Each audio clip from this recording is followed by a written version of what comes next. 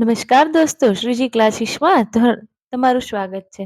આજે આપણે જોશું ધોરણ 11 કોમર્સની અંદર વાણિજ્ય પત્ર વ્યવહાર અને સેક્રેટરીયલ પ્રેક્ટિસની અંદર જે વિભાગ એક છે વાણિજ્ય પત્ર વ્યવહાર એટલે કે શીશી, એની અંદર આપણે આજે ચેપ્ટર નંબર 2 જોશું.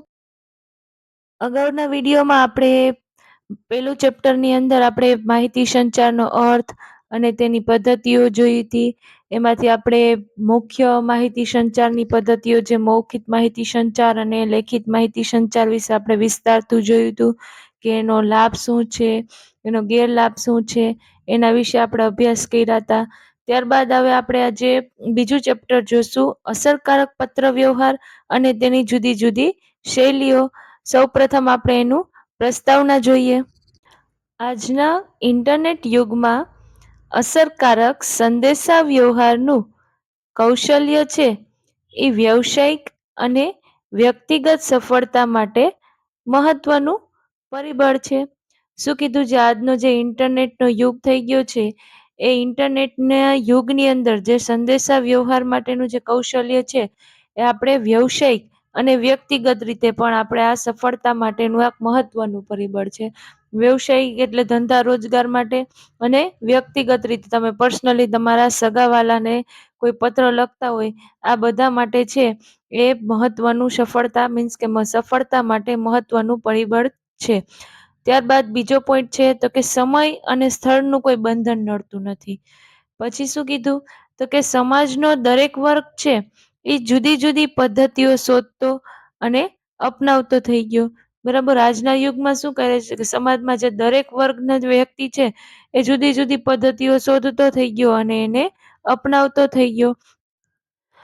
આગળ જોઈએ તો કે આ પદ્ધતિ છે એ ઝડપી છે, અસરકારક છે, સરળ છે અને સસ્તી છે.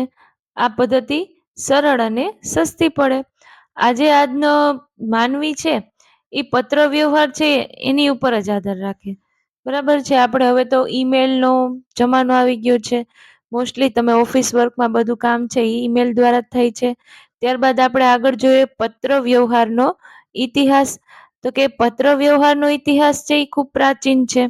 વર્ષો પહેલા છે પત્ર વ્યવહાર કરવામાં આવતો કે તો કઈ રીતે હતો? તો કે કબૂતરનો ઉપયોગ કરીને સંદેશોનો આપવામાં આવતો. એક સ્થળેથી બીજા સ્થળે છે એ કબૂતર દ્વારા માહિતીની આપ-લે કરતા હતા. હવે આપણે આગળ જોઈએ તો કે રાજાઓ છે એ પોતાના ગોપનીય માહિતી છે એ દૂત વડે મોકલાવતા હતા, જેમાં ઝાડના પાંદડા પર, કપડાના કે કાગળના ટુકડા ઉપર લખીને માહિતી મોકલાવતા. ત્યારબાદ આગળ જોઈએ તો કે ભારતમાં બ્રિટિશ રાજ છે તો કે બ્રિટિશ રાજ વખતે સંદેશા વ્યવહાર અને પત્ર વ્યવહાર છે એને વ્યવસ્થિત સ્વરૂપ અપાયું હતું. હવે ભારત સરકાર છે એ તાર ટપાલની શરૂઆત થઈ.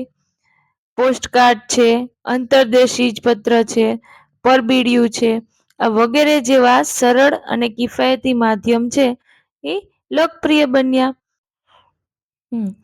પત્ર વ્યવહારને ઝડપી બનાવવા છે પોસ્ટ વિભાગ દ્વારા સ્પીડ પોસ્ટની આધુનિક સેવાની શરૂઆત થઈ. આપણે જોઈએ કે પત્ર વ્યવહારને આપણે માનો કે એક સ્થળેથી બીજા સ્થળે આપણે કોઈને માહિતી સંચાર કરવો હોય, કોઈને પત્ર દ્વારા આપણે જે સ્પીડ પોસ્ટમાં ઝડપથી મોકલી શકીએ, કોઈ ડોક્યુમેન્ટ મોકલીએ કે માનો કે અર્જન્ટ હોય તો આપણે પોસ્ટ વિભાગના જે સ્પીડ પોસ્ટ દ્વારા આપણે એને ઝડપથી ત્યાં પહોંચાડી શકીએ. ધંધાકીય, શૈક્ષણિક ક્ષેત્રે, સામાજિક ક્ષેત્રે પત્રોની સંખ્યા વધતા આંગણિયા અને કુરિયરના રૂપમાં ખાનગી પદ્ધતિની શરૂઆત થઈ. શું કીધું? ધંધાકીય, શૈક્ષણિક ક્ષેત્રે, સામાજિક ક્ષેત્રે પત્રોની સંખ્યા વધતી ગઈ એટલે આંગણિયા અને કુરિયરના રૂપમાં આપણે ખાનગી પદ્ધતિની શરૂઆત થઈ. હવે ઇન્ટરનેટના આગમન બાદ ઈમેલ જેવી પત્ર વ્યવહારની અત્યંત અને આધુનિક સેવાનો પ્રારંભ થયો છે.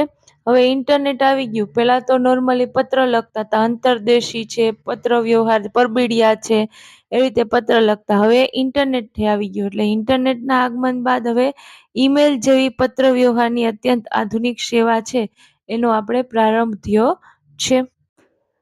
આગળના વિડીયોમાં આપણે પત્ર વ્યવહારની લાક્ષણિકતા વિશે જોશું. હજુ સુધી તમે અમારી ચેનલના અગાઉના પહેલા ચેપ્ટરનો વિડીયો નથી જોયો તો જોઈ લેજો. અમારી ચેનલમાં નવા હોય ને સબસ્ક્રાઇબ નથી કરી તો સબસ્ક્રાઇબ કરી લેજો. અમારો વિડીયો ગમે તેને લાઈક કરજો.